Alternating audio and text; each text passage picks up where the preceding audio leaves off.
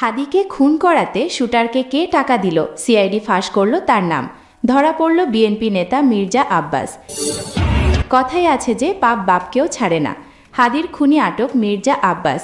ইনকিলাব মঞ্চের মুখপাত্র ওসমান হাদিকে হত্যা চেষ্টার ঘটনায় বিএনপির স্থায়ী কমিটির সদস্য মির্জা আব্বাসকে আটক করেছে র্যাব। এবং সর্বশেষ জানিয়ে দিব, রিমান্ডে বেরিয়ে আসলো চাঞ্চল্যকর তথ্য। বাবা মাকে বাঁচাতে সব বলল ফয়সাল। হাদিকে হত্যার আগে 2,41,00,000 টাকা দিয়েছে মির্জা আব্বাস। বেরিয়ে এলো চাঞ্চল্যকর তথ্য, রহস্য ফাঁস। কথায় আছে যে পাপ বাপকেও ছাড়ে না। হাদির খুনির সাথে ফেসে গেল মির্জা আব্বাস।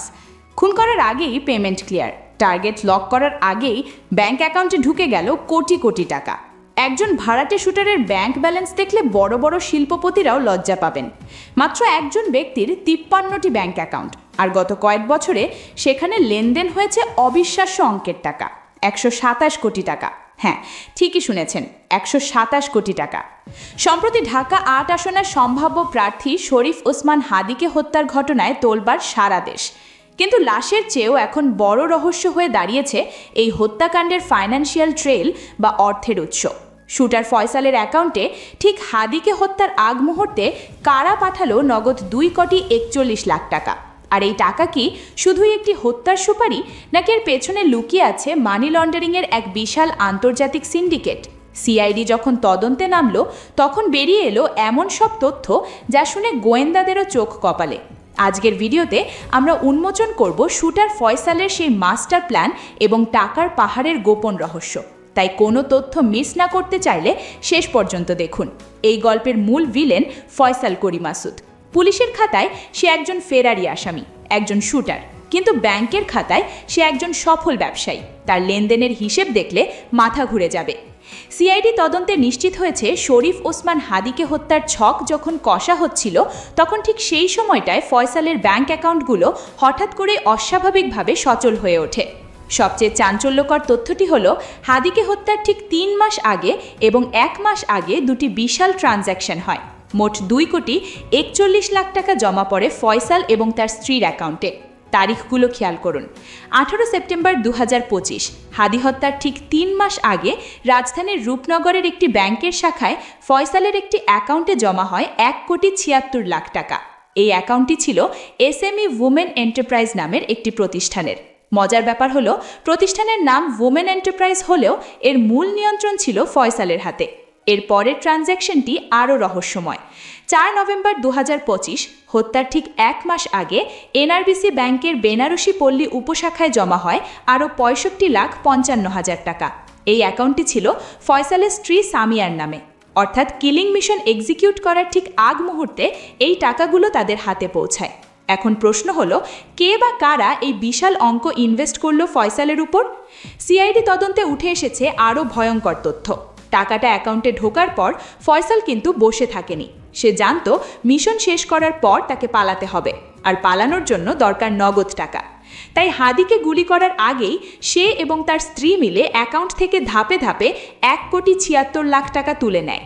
ব্যাংকে মাত্র 65,00,000 টাকা অবশিষ্ট রেখে বাকি পুরো টাকা ক্যাশ করে ফেলা হয়। গোয়েন্দারা নিশ্চিত এই উত্তোলিত টাকাই ছিল অপারেশন কস্ট এবং দেশ ছেড়ে পালানোর রসদ। এবার আসা যাক সেই 127 কোটি টাকা রহস্যে। সিআইডি যখন ফয়সালের আর্থিক আমলনামা খুঁজতে শুরু করে, তখন তারা 14টি ভিন্ন ভিন্ন ব্যাংকে ফয়সালের 53টি ব্যাংক অ্যাকাউন্টের সন্ধান পায়। ভাবা যায়, একজন শুটারের 53টি ব্যাংক অ্যাকাউন্ট। 2017 সাল থেকে 2025 সাল, এই 8 বছরের মধ্যে এই অ্যাকাউন্টগুলো দিয়ে মোট লেনদেন হয়েছে 127 কোটি টাকা। প্রশ্ন আসতেই পারে, একজন খুনির অ্যাকাউন্টে এত টাকা আসে কোত্থেকে? ফয়সাল নিজেকে আইটি ব্যবসায়ী হিসেবে পরিচয় দিত। তার নামে এবং তার স্ত্রীর নামে খোলা হয়েছিল বেশ কিছু ভুয়া প্রতিষ্ঠান: টপল soft IT, Icon software, Leads training and consulting, Leads corporation, directory project. নামগুলো শুনলে মনে হবে সিলিকন ভ্যালির কোনো কোম্পানি, কিন্তু বাস্তবতা হলো এগুলো সবই ছিল কাগজে প্রতিষ্ঠান।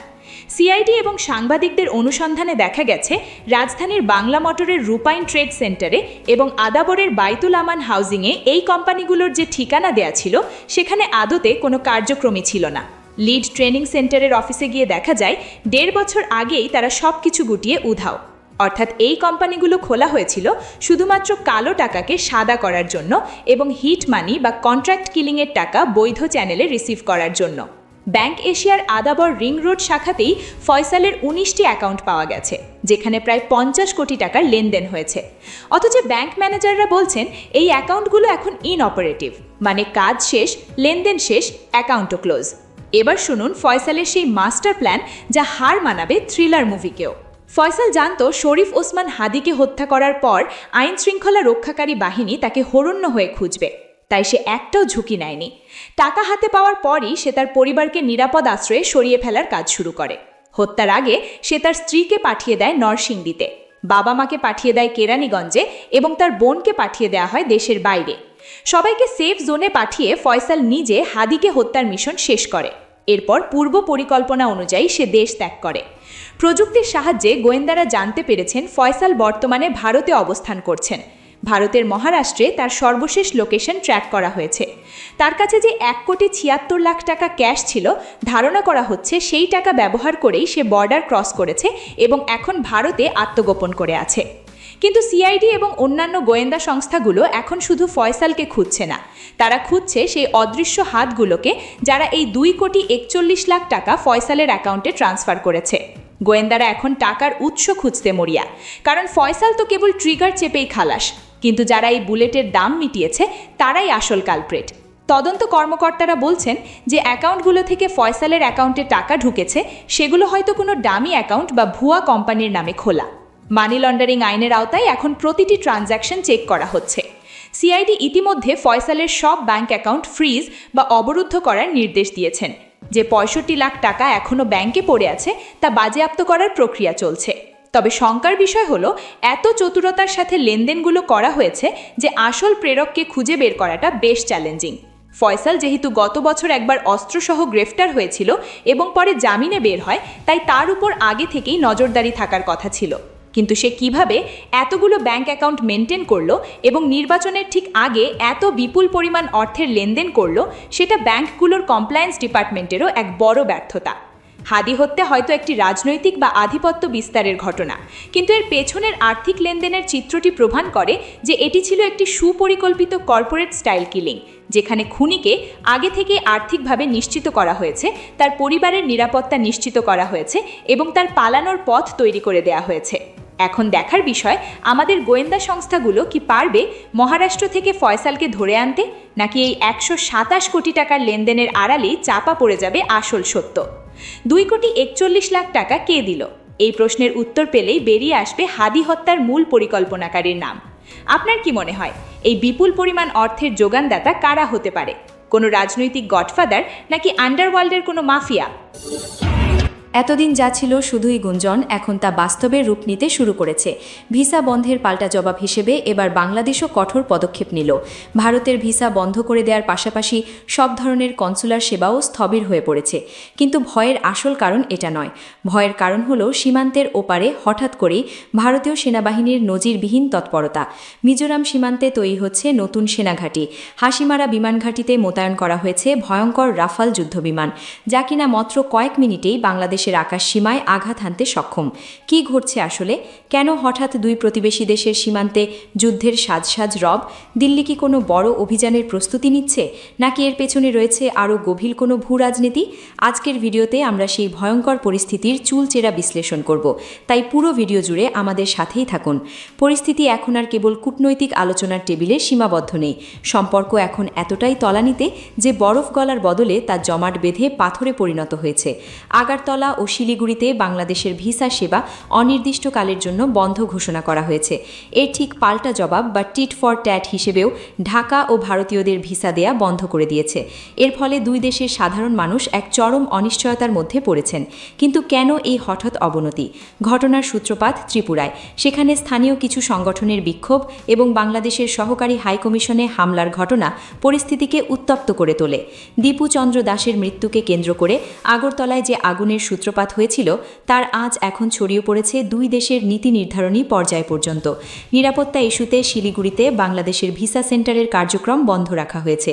সেখানে এক নারী কর্মীকে হুমকির পর প্রাণভয়ে সেই সেন্টারের কাজ বন্ধ করে দেয় পরিচালনাকারী সংস্থা। ভারতের দিল্লিতেও বাংলাদেশ হাইকমিশনের কনসুলার সেবা সাময়িকভাবে বন্ধ রাখা হয়েছে। কূটনৈতিক বিশ্লেষকরা একে দেখছেন দুই দেশের সম্পর্কের ইতিহাসের সবচেয়ে বড় ফাটল হিসেবে। তবে শুধু ভিসা বন্ধ বা কূটনৈতিক সম্পর্কের অবনতি নয়, আমাদের হাতে আসা তথ্য বলছে পরিস্থিতি এর চেয়েও অনেক বেশি গুরুতর। মূল ঘটনা ঘটছে লোকচক্ষুর আড়ালে, সীমান্তের ওপারে। এবার আসা যাক সামরিক প্রস্তুতির খবরে। ভারতীয় সংবাদ মাধ্যমগুলোর খবর অনুযায়ী উত্তর পূর্ব ভারতে, বিশেষ করে বাংলাদেশ সীমান্ত সংলগ্ন এলাকাগুলোতে ভারতীয় সেনাবাহিনী তাদের শক্তি বহুগুণ বাড়িয়ে তুলেছে। মিজোরামে স্থাপন করা হচ্ছে একটি নতুন এবং অত্যন্ত শক্তিশালী সেনাঘাঁটি। এই ঘাঁটির মূল দায়িত্ব থাকছে ভারতের 17 মাউন্টেন স্ট্রাইক কোর। সামরিক ভাষায় স্ট্রাইক কোর মানে হল যারা কেবল প্রতিরক্ষা নয়, বরং যে কোনো সময় আক্রমণ শানাতে প্রস্তুত থাকে। শুধু তাই নয়, শিলচর এবং মিজোরাম ফ্রন্টিয়ারের অধীনে থাকা 3টি ব্যাটালিয়ন এখন দিনরাত এক করে বাংকার এবং ভূগর্ভস্থ অস্ত্রাগার বা আন্ডারগ্রাউন্ড আর্মারি তৈরি করছে। ভাবুন তো, শান্তির সময়ে সীমান্তে বাংকার ঘোরার প্রয়োজন কেন পড়ছে? ভারতের দাবি অবশ্য ভিন্ন। তারা বলছে বাংলাদেশে বর্তমানে যে ভারত বিরোধিতার সুর চড়ছে তাতে তাদের উত্তর পূর্বাঞ্চল বা 7 সিস্টার্স বিচ্ছিন্ন হয়ে যাওয়ার ঝুঁকিতে রয়েছে। তাদের ভয় কোনো তৃতীয় পক্ষ হয়তো বাংলাদেশের এই অস্থিতিশীলতাকে কাজে লাগিয়ে ভারতের মূল ভূখণ্ড থেকে উত্তর পূর্ব ভারতকে আলাদা করে দিতে পারে। বিশেষ করে চিকেন স্নেক বা শিলিগুড়ি করিডোর নিয়ে ভারতের উদ্বেগ এখন তুঙ্গে। এই শিলিগুড়ি করিডোর ভারতের জন্য অত্যন্ত স্পর্শকাতর। মাত্র 20 থেকে 22 কিলোমিটার চওড়া এই অংশটি ভারতের মূল ভূখণ্ডের সাথে উত্তর পূর্বাঞ্চলকে যুক্ত রেখেছে। ভারতের সামরিক বিশ্লেষকদের ধারণা, বাংলাদেশে অস্থিতিশীলতা চলতে থাকলে এই করিডোর অরক্ষিত হয়ে পড়তে পারে। আর সেই আশঙ্কা থেকে তারা সীমান্তে নজিরবিহীন নিরাপত্তা বলয় তৈরি করছে। তবে বিষয়টি কি শুধুই পদাতিক বাহিনীর মধ্যে সীমাবদ্ধ? একদমই না। আকাশপথেও ভারত তাদের শক্তি প্রদর্শন শুরু করেছে। বাংলাদেশ সীমান্তের খুব কাছেই পশ্চিমবঙ্গের হাসিমারা বিমান ঘাঁটিতে ভারত তাদের সবচেয়ে আধুনিক এবং শক্তিশালী রাফাল যুদ্ধবিমান মোতায়েন করেছে। সামরিক বিশ্লেষকরা বলছেন এই ঘাঁটি থেকে উড্ডয়ন করে বাংলাদেশের যে কোনো প্রান্তে হামলা চালাতে রাফাল বিমানের সময় লাগবে মাত্র কয়েক মিনিট। প্রশ্ন হল, বন্ধু প্রতিম দেশের সীমান্তে এমন বিধ্বংসী যুদ্ধবিমান মোতায়েনের প্রয়োজন কেন হলো? এটা কি শুধুই আত্মরক্ষা, নাকি বড় কোনো সামরিক অভিযানের আগাম প্রস্তুতি? লেফটেন্যান্ট জেনারেল রামচন্দ্র তিওয়ারি, যিনি ভারতের পূর্বাঞ্চলীয় কমান্ডার, তিনি সম্প্রতি বিএসএফ এবং আসাম রাইফেলসের শীর্ষ কর্তাদের সাথে উচ্চ পর্যায়ের বৈঠক করেছেন। মজার ব্যাপার হলো, এই বৈঠকটি হয়েছে ঠিক সেই জায়গায় যা বাংলাদেশ সীমান্ত লাগোয়া। এই বৈঠকের পর থেকে সীমান্তে বাংকার তৈরির কাজ আরও দ্রুত গতিতে চলছে। মিজোরাম বাংলাদেশ সীমান্তে চতুর্থ একটি বিশাল সামরিক ঘাঁটি তৈরির পরিকল্পনাও এখন চূড়ান্ত পর্যায়ে। অন্যদিকে বাংলাদেশের অভ্যন্তরীণ পরিস্থিতিও এই আগুনে ঘি ঢালছে। ইনকিলাব মঞ্চের পক্ষপাত্র শরীফ ওসমান হাদির মৃত্যু এবং পরবর্তীতে ছাত্র নেতাদের হুঙ্কার পরিস্থিতিকে আরও জটিল করে তোলে। বৈষম্য বিরোধী ছাত্র আন্দোলনের অন্যতম সমন্বয়ক হাসনাত আবদুল্লাহ এবং সার্জিস আলমের মতো ছাত্র নেতারা সরাসরি হুঁশিয়ারি দিয়েছেন। সাদা পাঞ্জাবি আর হাসি মাখা মুখ, বাইরে থেকে দেখলে মনে হবে একজন আদর্শ জনপ্রতিনিধি, কিন্তু এই মুখোশের আড়ালে লুকিয়েছিল এক ভয়ঙ্কর খুনি সত্তা, যার ইশারায় রাজপথ রঞ্জিত হয়েছে নিজেরই রাজনৈতিক সহযোদ্ধার রক্তে। আধুনিক প্রযুক্তির যুগে বসে তিনি সাজিয়েছিলেন এক নিখুঁত কিলিং মিশন, যেখানে অপরাধী ছিল কিন্তু প্রমাণ ছিল না। আজ উন্মোচন করব হাদি হত্যাকাণ্ডের সেই অন্ধকার অধ্যায় এবং এর মূল কারিগর শাহিন চেয়ারম্যানের সেই রোমহর্ষ ব্লুপ্রিন্ট। ক্ষমতার দম্ভ কিভাবে একজন মানুষকে পিশাচে পরিণত করে তা জানতে ভিডিওটি শেষ পর্যন্ত দেখুন। বাংলাদেশের অপরাধ জগতের ইতিহাসে কিছু ঘটনা মানুষের বিবেককে এতটাই নাড়া দেয় যে তার রেশ বছরের পর বছর থেকে যায়। হাদি হত্যাকাণ্ডটি ছিল ঠিক তেমনই এক নারকীয় ঘটনা, যা কোনো আকস্মিক রাগের বহিঃপ্রকাশ ছিল না, বরং ছিল একজন ঠান্ডা মাথার খুনি বা মাস্টারমাইন্ডের সুদীর্ঘ সময়ের পরিকল্পনার ফসল। ইনকিলাব মঞ্চের আহ্বায়ক এবং জুলাই অভ্যুত্থানের প্রথম সারির যোদ্ধা শরীফ ওসমান হত্যার মাস্টারমাইন্ড হিসেবে ঢাকার কেরানীগঞ্জ উপজেলার সাবেক চেয়ারম্যান শাহিন আহমেদ ওরফে শাহিন চেয়ারম্যানের নাম উঠে এসেছে। গোয়েন্দা সূত্রের দাবি, কিলিং মিশন বাস্তবায়নে অর্থ এবং অস্ত্রের যোগানদাতা ছিলেন তিনি নিজেই। এছাড়া চাঞ্চল্যকর হত্যাকাণ্ডে শাহিন চেয়ারম্যানের সহযোগী হিসেবে আরও কয়েকজনের যোগসূত্রতা জানতে পেরেছেন তদন্ত সংশ্লিষ্টরা, যাদের কয়েকজন নিষিদ্ধ ঘোষিত ছাত্রলীগ নেতা। বিশ্বস্ত গণমাধ্যমকে এমন তথ্য নিশ্চিত করেছে গোয়েন্দা সংস্থার দায়িত্বশীল একটি সূত্র জানায়, শাহীন চেয়ারম্যান ছাড়াও হত্যাকাণ্ডের সঙ্গে জড়িত সন্দেহে গোপালগঞ্জ জেলা ছাত্রলীগের সাবেক প্রধান আব্দুল হামিদকে হন্যে হয়ে খুঁজছে পুলিশ। প্রাপ্ত তথ্য অনুযায়ী হাদির উপর হামলার পর ঘাতকদের ঢাকা থেকে সীমান্ত পর্যন্ত পালিয়ে যেতে সহায়তা করেন এই হামিদ। জুলাই বিপ্লবে শরীফ ওসমান হাদির ভূমিকা এবং গত বছর 5ই অগস্টের পর থেকে তার বিভিন্ন বক্তব্য এবং সামগ্রিক কর্মকাণ্ডে ফ্যাসিস্ট আওয়ামী লীগ চরম ক্ষুব্ধ ছিল। দলটি হাদিকে আওয়ামী লীগ এবং তাদের দোসরদের জন্য বড় বিপদ হিসেবে চিহ্নিত করে। এরপর হিটলিস্টের প্রথম টার্গেট হিসেবে হাদিকে তার ছক কষা হয়। হাদি ছিলেন একজন শিক্ষিত, সাহসী এবং উদীয়মান তরুণ নেতা, যিনি শাহীনের এই একচ্ছত্র আধিপত্যের বিরুদ্ধে বুক চিতিয়ে দাঁড়িয়েছিলেন। সাধারণ মানুষের মধ্যে হাদির ক্রমবর্ধমান জনপ্রিয়তা দেখে শাহীন চেয়ারম্যানের রাতের ঘুম হারাম হয়ে গিয়েছিল। তিনি বুঝতে পেরেছিলেন, হাদিকে যদি এখনই পৃথিবী থেকে সরিয়ে দেওয়া না যায় তবে তার ক্ষমতার মসনদ কেবল ধুলোয় মিশবে না, তাকে দুর্নীতির দায়ে জেলেও পৌঁছতে হতে পারে। এই ভয় আর জেদ থেকেই শুরু হয় এক ভয়ঙ্কর কিলিং মিশনের নীল নকশা। শাহীন চেয়ারম্যান এই মিশন সফল করতে কয়েক মাস ধরে কাজ করেছিলেন। একজন ধূর্ত মাস্টারমাইন্ডের মতো তিনি জানতেন যে সরাসরি নিজের ক্যাডারদের ব্যবহার করলে সহজেই পুলিশের নজর তার উপর পড়বে। তাই তিনি বেছে নিয়েছিলেন এক জটিল কৌশল। তিনি অত্যন্ত গোপনে বাইরের জেলা থেকে আসা পেশাদার খুনিদের সাথে যোগাযোগ করেন, যাদের সাথে এলাকার মানুষের কোনো জানাশোনা নেই। এই ভাড়াটে খুনিদের সাথে যোগাযোগের জন্য তিনি ব্যবহার করতেন একাধিক এনক্রিপ্টেড মেসেজিং অ্যাপ এবং ভুয়া নামে তোলা সিম কার্ড।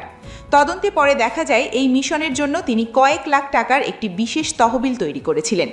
শাহীন চেয়ারম্যান কেবল হুকুম দিয়ে শান্ত থাকেননি, তিনি নিজে কয়েক দফা খুনিদের সাথে গোপন আস্তানায় বৈঠক করেছিলেন এবং হাদির প্রতিদিনের রুটিন বুঝিয়ে দিয়েছিলেন।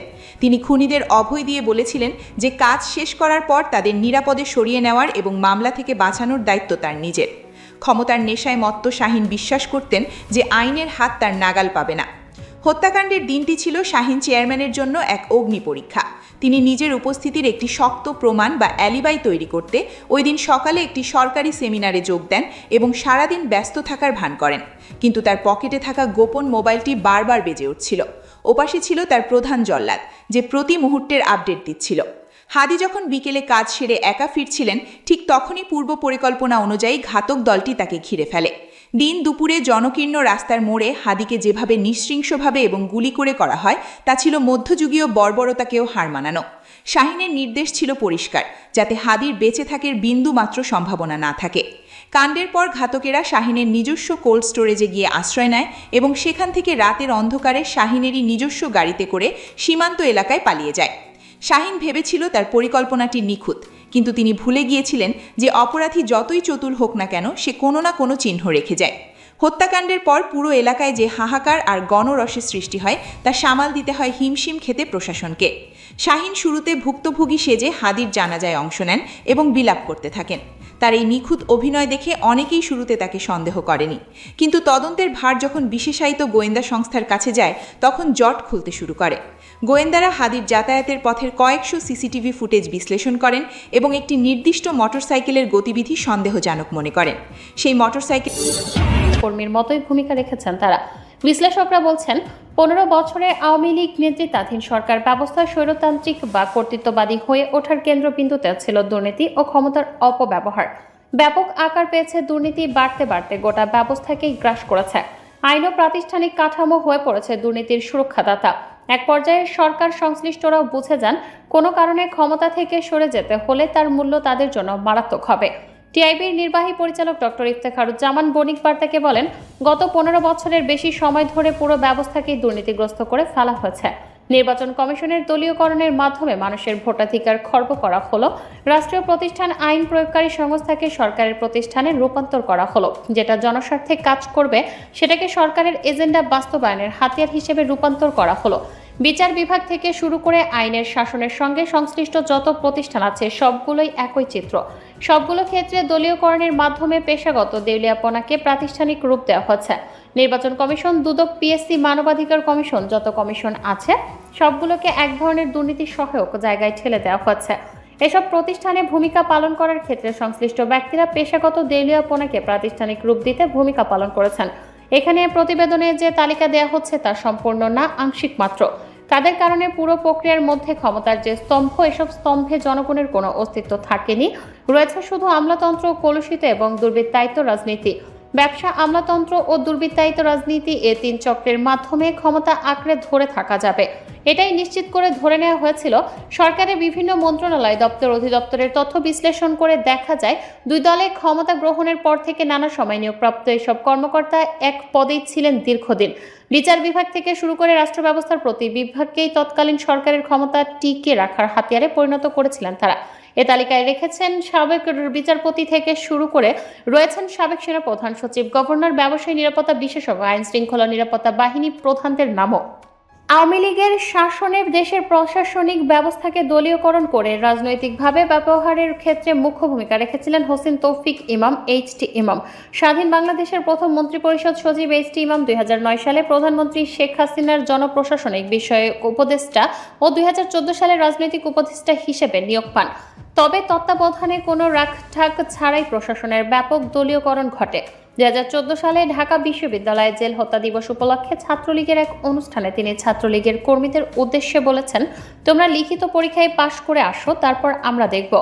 নির্বাচনে জয়লাভ করতে প্রশাসনকে ব্যবহারের বিষয়টি নিয়ে নিজেই কথা বলেছেন খোলাখুলি। 2018 সালের নির্বাচনের পর ছাত্রলীগের এক সভায় তিনি নির্বাচন সম্পর্কে বলেন, নির্বাচনের সময় বাংলাদেশ পুলিশ ও প্রশাসনের যে ভূমিকা, নির্বাচনের সময় আমি তো প্রত্যেকটি উপজেলার কথা বলেছি, সব জায়গায় আমাদের যারা রিক্রুটেড তাদের সঙ্গে কথা বলে তাদের দিয়ে মোবাইল কোর্ট করিয়ে আমরা নির্বাচন করেছি, তারা আমাদের পাশে দাঁড়িয়েছে, বুক পেতে দিয়েছে। বিষয়টি সমালোচনা তৈরি করলে পরে তিনি বক্তব্য বিকৃতির অভিযোগ আনেন। এভাবে দলীয়কৃত প্রশাসনের মাধ্যমে আওয়ামী লীগকে ক্ষমতায় দীর্ঘায়িত করার প্রক্রিয়াটি শুরু হয়েছিল তত্ত্বাবধায়ক সরকার ব্যবস্থা বাতিলের মাধ্যমে। যদিও দেশের নির্বাচনীয় ব্যবস্থায় তত্ত্বাবধায়ক সরকার ব্যবস্থাকে সাংবিধানিক রূপ দেওয়ার ক্ষেত্রে আওয়ামী লীগ নিজেই রেখেছিল প্রধানতম ভূমিকা। 2008 সালের ডিসেম্বরের নির্বাচনে ভূমিধস বিজয় পেয়ে সরকার গঠন করে দলটি।